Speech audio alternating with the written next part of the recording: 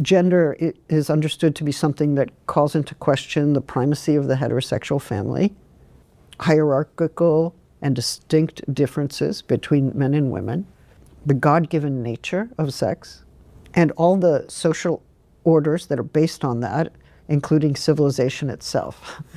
So in some of the churches, gender ideology is actually described as demonic or diabolical, that it will destroy your way of life. Well, maybe something is destroying your way of life, you know. Maybe your work is not as secure as it used to be. Maybe you don't even have a union anymore. Maybe you lost your job, or climate catastrophe has forced you to move and lose your place of dwelling and belonging. Maybe the world feels out of control for you. The oligarchical billionaires are getting richer, and more people are losing the capacity to own a home or make ends meet. There are all kinds of reasons to fear for the future, or to fear that your intimate world will be destroyed. I'm not sure gender is actually one of them. In fact, I'm pretty sure it's not.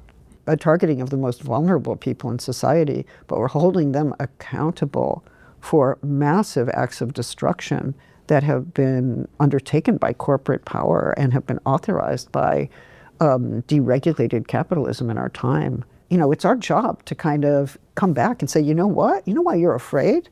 You know why we're all afraid? You know why we're living with this anxiety that makes us so vulnerable to the demagogues? Here's some reasons, and this is the mobilization you need to be part of. But we do need to come back, and we have to, like, find people where they're living, like, in fear, in anxiety, in with a sense of loss, or, you know, a sense of real dread. Look, workers have a lot of resentment. Workers are really angry. They worked their whole lives. They thought they were going to have a good pension. They thought they were going to have job security. They thought they were going to be able to leave wealth to their children.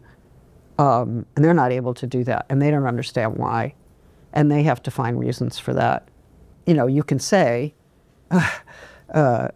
well, look how capitalism is operating, and look at what's going on in your communities, who's profiting and who's not. Or you can say migrants and gender ideologists are ruining our world, and that everything will go back to the way it is. I think you have to, even a good materialist, you know, economic analysis of worker discontent has to understand what the power is of that appeal to go back to the way things were, to restore stability, to restore hierarchy. You will be the man you've always been, right? So the resentment thing is huge.